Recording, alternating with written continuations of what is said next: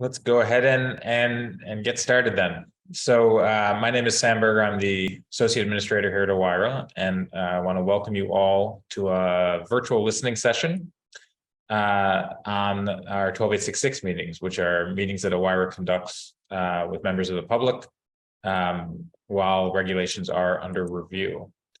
So we're going to start in just a second hearing from Ricky, our OIRA administrator, and then provide you all with some background on 12866 meetings. We'll then move to a session focusing on expanding participation in 12866 meetings, followed by another session on accommodating increased demand for meetings, and then followed by one on increasing transparency as well as general feedback. Just a few notes. So one, of course, you are welcome to stay for as much or as little as you would like. There will be 15-minute breaks in between the various sessions. And so if you join between, for example, 2:46 and 3, you may not find anyone there, but don't worry, 2:59, but we'll get right started again at 3. And then during the sessions, there'll also be some information on logistics to keep in mind around using the raise hand, how to ask a question, etc. There isn't a chat function, so you will have to raise your hand if you want to share any information. Last thing I'll just say before we turn it over to Ricky is a reminder that this meeting is being recorded and will be posted online. So please just keep that in mind going forward. So with that, let me turn it over to OIRA Administrator Ricky Ribez. Hi. So I'm delighted to be here, and I want to welcome all of you to today's listening session on ways to improve meetings OIRA has with the public when we are in the process of reviewing federal regulations. I want to thank you for making the time to participate in the listening session and sharing your perspectives. We deeply appreciate your commitment to advancing a more responsive, inclusive, and equitable regulatory process. As you know, OIRA is charged with coordinating the process of developing federal regulations, working collaboratively with agencies to ensure that those regulations are effective and durable, so that they work for people at work, at home, and in their communities. We know that an important part of creating regulations that are effective and durable is hearing early and often from the communities that we serve. By engaging communities from the start when developing regulations, we can ensure that our policies are responsive to the needs of local communities and better address the problems that those communities face. Public engagement can also surface information that helps us to better tailor regulations to conditions on the ground that are experienced by individuals, households, and businesses. And public engagement can help us better understand and explain the impact of regulations, such as relevant costs or benefits and how those costs and benefits affect different communities. One example, public engagement can help us understand the impact of regulations that might be difficult to capture in dollars and cents, like the effects of regulations on individuals' dignity and sense of self-worth. For all these reasons, one of my priorities is to improve the federal government's engagement with the public when developing regulations. Doing so supports President Biden's new executive order on modernizing regulatory review, which he signed last month on April 6th, and calls for OIRA and agencies to expand participation in the regulatory process. The executive order also includes a number of other important provisions to ensure the regulatory process reflects current science, evidence, and best practice. Earlier listening sessions hosted by OIRA, including a listening session in March, have focused on incorporating public engagement into different stages of the regulatory process. OIRA will be issuing guidance on how federal agencies can incorporate more public engagement, especially early on in the process of developing regulations, and we'll do that next month. Today's listening session is focused on public involvement in a specific step of the regulatory process, meetings that OIRA holds with interested members of the public when reviewing individual regulations. My colleagues will offer more detail about these meetings, which in our lingo are called 12866 meetings after the executive order signed by President Clinton that provides for regulatory review by OIRA. What I want to share is the charge we received from the president in the recent executive order on modernizing regulatory review regarding 12866 meetings.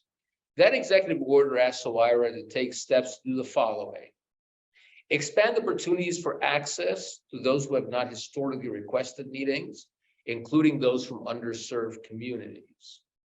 Discourage duplicate meeting requests by the same meeting requesters on the same regulatory matter.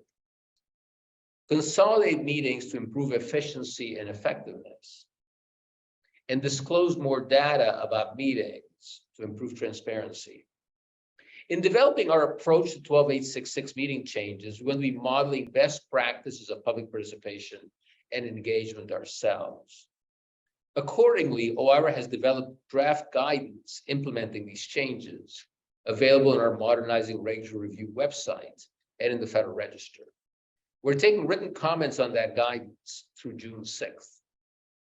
In addition, we're hosting today's listening session to expand opportunities for members of the public to offer comments in another format. Together, the comments we received in today's listening session and through written comments will inform the final guidance we author on 12866 meetings practice, which will be revised as necessary. We're excited to hear from you as we take steps to expand public participation and engagement in the regulatory process and are looking forward to your feedback. Thank you again for your participation. With that, I will turn the mic over to two of our career OIRA staff members who've done great work in this area, Michael McManus and Jasmeet Sira, to provide more context on 12866 meetings. Over to you, Michael and Jasmeet. Great, thank you, Administrator Revez. So I'm going to provide some background on what a 12866 meeting is, so we all are on the same footing as we go into this listening session, and then I'll turn it over to my colleague Jasmeet, who will discuss kind of the logistics of how one schedules a 12866 meeting. So today, I'm representing the Office of Administration, Information and Regulatory Affairs, OIRA, as I think all of you are aware. We're going to be talking about the public participation aspect of regulations that are under OIRA review. So next slide. So what is a 12866 meeting? So as Administrator Revez said, 12866 meetings are named after the executive order passed by Clinton that governs OIRA's centralized review of regulations. Any member of the public can request a 12866 meeting, and as designed in Executive Order 12866, the subject, date, and names of the participants of those meetings are publicly disclosed, and we invite the authoring agency to participate in a 12866 meeting. These are handled as listening sessions and allows members of the public, to provide their thoughts on a rule under review directly to OIRA and the issuing agency. Next slide. So that's what a 12866 meeting is very briefly. So let's talk about how one requests it and what the process is. So anyone, as I said, can request a 12866 meeting. We have a website, reginfo.gov, where you can now go through and schedule a 12866 meeting directly with OIRA. Previously, there was a email, but now we've created a portal that Jasmeet will go over. We do not affirmatively reach out to people to schedule 12866 meetings, so anybody can request one, but we do not go out and ask people to request them. We work to schedule all 12866 meeting requests as soon as possible. As I'll talk about a little later, some rules have very significant number of 12866 meeting requests, and we can't sometimes accommodate all of them. And if the review of the regulation concludes before the meeting is scheduled, will unfortunately have to be canceled. Participants are allowed to upload any material to 12866 meetings that we and the issuing agency can review before the meeting and during the meeting. And all of those materials are made public on our website. And we emphasize that 12866 meetings are not a substitute to submitting comments to the agency directly during the public comment period. And we encourage people to do that so that any material or thoughts can be incorporated into the docket, the rulemaking docket of the issuing agency. Next slide. So that's requesting it. So once we request it, what's happening in a 12A66 meeting? I assume many people on this call have been part of a 12A66 meeting, but if you're not, if you have not been, they are scheduled for about 30 minutes, although sometimes they run long. They're set up as listening sessions, as I mentioned. So we may ask, clarifying questions, and the agency may ask clarifying questions, or ask somebody to elaborate a little bit more on a comment they've said. But we are aiming to listen and not, more or less debate or get into a dialogue. After we do a quick introduction at the beginning of one of these meetings, we kind of would leave it up to the meeting requester to present however they see fit. Sometimes it's one person presenting the whole time. Sometimes it's a group of people and we pass off. Sometimes they want to do a slideshow, or sometimes it's just spoken thoughts. So there's a lot of variety, and we leave it to the meeting requester to use the balance of their time as they see fit. 12A66 meetings aren't, an opportunity to go into and debate provisions of the rule, or learn about the substance of a rule that's under review that's not public yet, or discuss the timeline of when a rule may be published, or when OIRA is going to conclude on a rule. That's not what a 12A66 meeting is designed to do. It's designed to allow people from the public to express their views on a rulemaking. Next slide. So that's how to schedule it. That's what happens during it. So what are 12A66 meetings in context of OIRA's review and the rulemaking process? Oops, my apologies, my phone's on. So a 12A66 meeting occurs actually in a fairly minority of regulations reviewed by OIRA. OIRA, as people may know, reviews hundreds of regulations. However, only a minority receive any 12A66 meeting requests. And then even of that minority that receive 12A66 meeting requests, the majority of those, you usually only have 1 or 2 meeting requests that we accommodate. Although people may be familiar, there are some small number of regulations that tend to be, some of the larger or more significant regulations we review that we receive a large number of meeting requests, dozens or more requests, and that we try to accommodate as many as possible. Sometimes rules, we do sit and have dozens and dozens of these meetings. But as I said before, sometimes we're unable to accommodate every single one. All this data is available on our reginfo.gov website. If you go navigate there, and we'll show some screenshots of that in a minute. And you'll be able to see when we have these meetings, who's attending these meetings, if they provided information, and what rules they're attending on. So that is some basic information about 12A66 meetings. I went through that quickly, but I'm going to pass it over to my colleague Jasmeet to talk a little bit more about the logistics of how one requests a 12A66 meeting through our website. So Jasmeet, I'll pass it off to you. Thank you, Michael. So we do get a lot of requests about how to set up a 12866 meeting. So I'm going to take you through a number of slides that sort of walk you through our website. There's actually a drop down that actually says how to request a 12866 meeting. You can just go to that website to request a meeting on any rule that's under review. Once we actually get that request, we work with both the requester and the agency. The agency is always invited, as well as any of the policy offices within EOP, to listen in on the meeting. And the toughest thing I think that people get stuck with is actually something called the RIN, the regulation identifier number. So let's talk about that a little bit. Can we go to the next slide, please? So again, if you go to the main page of reginfo.gov, you'll see a button that says EO 12866 meetings, and that's the first place to go. Next slide. So there's a button that says schedule. You'll click on that button. Next slide, please. And then it'll actually take you to schedule a 12866 meeting. If you do not know the RIN, some folks do, some folks do not. You can actually click the brown button at the bottom, which will actually take you through every rule that's currently under OIRA review. So it'll automatically populate the RIN number, which you can then go ahead and put in. Go to the next slide.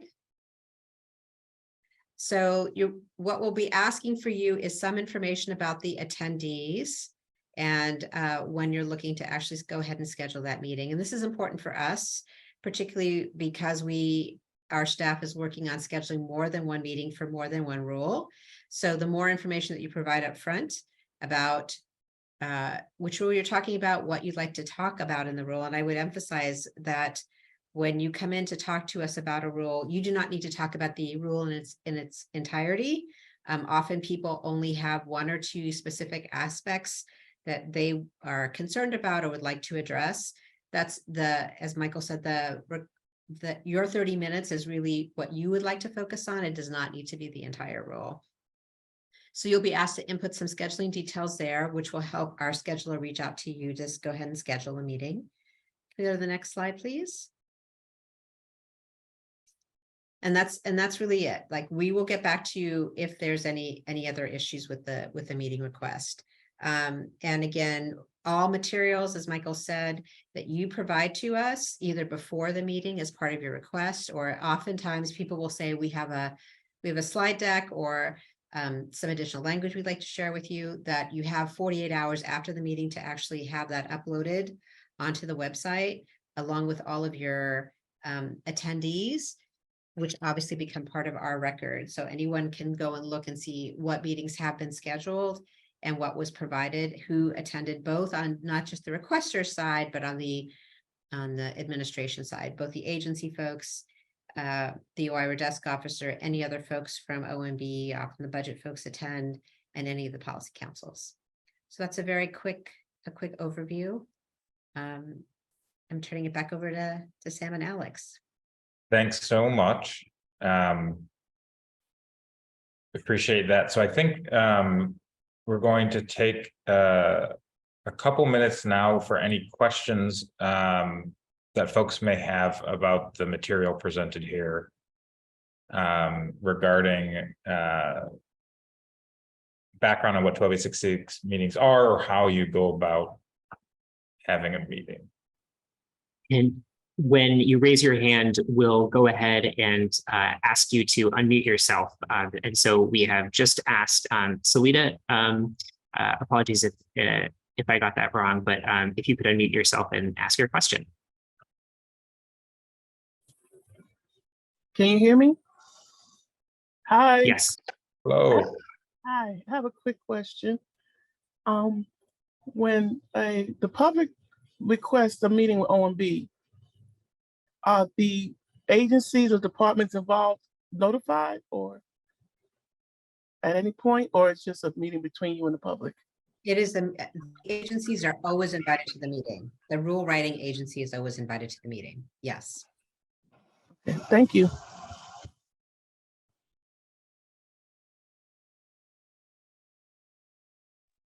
Marianne, over to you. Thank you.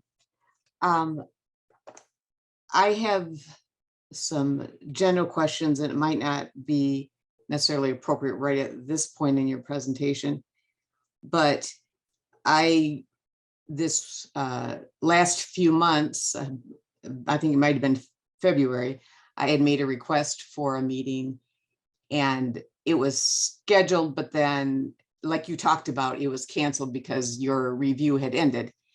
And as a mom who I lost my two youngest daughters 10 years ago today in a truck underride crash, and the agency had submitted an ANPRM to you on side guards, but I'm not a paid lobbyist or anything. I wasn't aware in time enough to be able to request that meeting, so that's very frustrating. And actually, over the last 10 years, prior to your having this electronic means of scheduling a meeting, I have found it very frustrating that whenever it was always the wrong time for me to be able to request a meeting, because you can only do it at a certain time.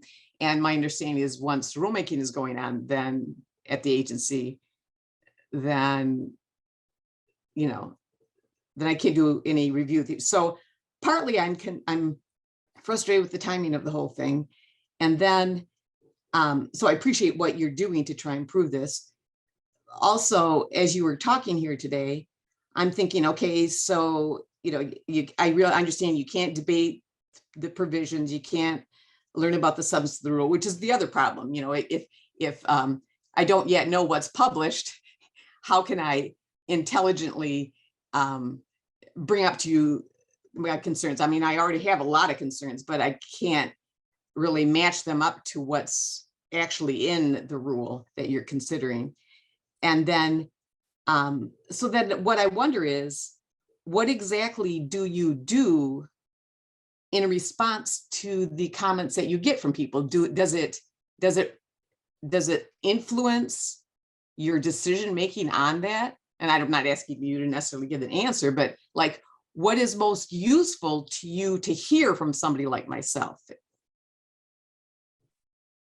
Yeah, thanks so much for those questions, Marianne. And first of all, so sorry for your loss. Thank you. So just so I can understand the first one, it was the issue. Do you think that you didn't become aware of the opportunity until too late, or was it that, and that in our communications with you, it wasn't clear why your meeting got canceled, or that there was a possibility of it being canceled? Okay, so it was not your process. It was that it had actually been a number of years since there was something given to you related to underride. So I had forgotten about this process, and then we've been waiting since last summer for this ANPRM to come out. And so then when it all of a sudden happened, I forgot all about this until I finally remembered, and then it was too late. And the other thing is, I'm just going to put a plug in here, because I've petitioned President Biden, I petitioned President Obama, I've asked the agency, and I've asked USDOT, I've asked Congress to please put in place a national traffic safety ombudsman at DOT, somebody that can be communicating on an ongoing basis with people like myself and keep us informed in a timely manner. So I'm just going to put that plug in there, that would be very helpful to people like myself. Gotcha. Okay, so this is very helpful. At least partially what I'm hearing then is there wasn't a sort of a means for you to, even though you were obviously invested and interested, to necessarily know that the opportunity had presented itself. Right. And so there wasn't communication there, I think. And so that's really useful. And to the extent, I should also just say, I would really appreciate folks who want, if you want to provide, in addition to this description here, like any, in writing any process steps through the submission process, that's also really useful, because this is the exact kind of thing we're trying to think through about how we can create processes to make sure that folks are aware. Mm-hmm. To your second point, sort of the impact. So it is absolutely the case that there are limitations to the 12866 meeting process. It's not really the opportunity in which individuals obviously provide information to the agency. That happens through their notice and comment process and the like. And there are limitations in that, as you said, before meeting on an NPRM, you don't know what is in it, and then it would be really being one final rule. You'd have a sense what was in the NPRM. But what I'm hearing from you as well is that it would be helpful for you to have a better understanding of what kind of information could be useful at this point in the process versus, say, notice and comment. Did I get that right, Marianne? Yes. Okay. Yes. And that's really helpful. One of the things that we are thinking through, trying to help folks understand what it means to provide comments or views in this process, as opposed to the notice and comment process, and what kinds of things are most helpful. So this is really useful, and I think you're not alone in having some trouble with some of the opacity that has been the case. That's one of the things that we're trying to clear up. So really appreciate that. And again, if there are any specific things you think about later that would help, or approaches, please don't hesitate to provide those in writing for the comment process, because that's going to be really useful when we're thinking through finalization of the guidance and how we approach this going forward. So this is really helpful. So like, for example, back in like 2015, NHTSA administrator Mark Rosekind, he told me about this whole 12866. So I've known all along that the cost benefit analysis is really key, and over and over for decades, that whole that's been the obstacle to getting underwrite regulations is they've been deemed not cost effective. So is information like that where we have facts, that yes, we'll submit in public comments, but does it help you to know if we let you know where we think some of the past analysis on cost effectiveness where we have concerns about? Is that something that would be helpful to you? Yeah, so this is a great question. So, and I'll say, and my colleagues can step in as well if they would correct anything here. The kind of information that is helpful, as you might imagine, in part depends on the rulemaking, because the kinds of things that might be brought to bear. But I think certainly individuals' experiences around the costs and benefits that they're seeing, information that they think is particularly important that was provided on the record to the agency, but they want to lift up, can be useful if they think that that sort of stuff. So it depends in part on the context, but I wouldn't suggest that. I think there can be value in sharing individual experiences as well, even if it isn't sort of like, here's a study that has looked at 1 million instances and concluded X, Y, and Z. That certainly can be helpful, but that is not the only way in which people utilize 12866 meetings and that they can have an impact. Because as you sure can probably imagine, individual stories can help highlight broader issues, concretize broader issues, and direct attention to things that may not be getting as much attention as they deserve. So I know that's not extremely precise because it is somewhat dependent, but it really is. There's a breadth of rules that we look at, and the kinds of comments that people provide that are helpful can really run the gamut. But I do think one of the things that we are looking into is how we can try to make that clear for folks, so that you all feel like you're making good use of the time that you have when you have these meetings. Thank you. If I Thank can just jump in for one. Please, second. Jen. Yeah.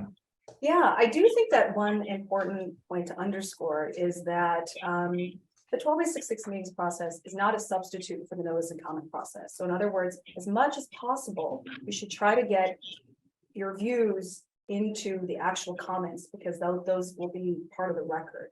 So I think that's just really important to keep in mind, that it's not that new information should be introduced here. It really should be, as Sam was mentioning, maybe contextualizing, providing personal experience to supplement or just to enrichen the comments, but they should not be thought of as a substitute for that. Definitely. Yes, I put in many comments. If I could just add one thing, as a desk officer who sat through many of these, is I think the most valuable thing for me is understanding where they may be, and that's obviously not going to help in an ANPRM or proposed rule context so much as what are the unintended consequences of what the agency believes they're doing and what you as a person in that space actually sees happening on the ground. And to me, those have been the most valuable sort of meetings for me to understand, is really parsing that to say, you may think it's doing this, but it's actually doing this. And that I found them very helpful from that perspective, not so much in a sort of technical reading, but sort of understanding in practice, what does this mean for someone that has to deal with that space? Yeah, I could just tell you, just the fact that it's been deemed not cost effective, it'll never bring my daughters back, but it delays. Safety delayed is safety denied. And yeah, that's all I can say. Thanks, Marianne. We really appreciate it. Thank you. It looks like I should Over just. to you, Stephen. Yeah, I was going to say, folks should feel free if you have questions. We're sort of moving into this 2 p.m. period. If you were planning to ask questions there, we'll just kind of transition right in, but we want to make sure we're giving everyone a chance. So please feel free to get in the queue.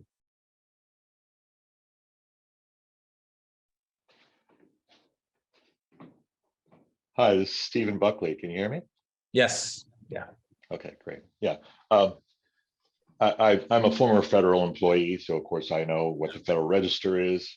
And the fact that regulations are the same thing as rules, which the average person, I'm trying to explain, I guess, that I think it's very helpful for citizens to know what regulations, what roles they play.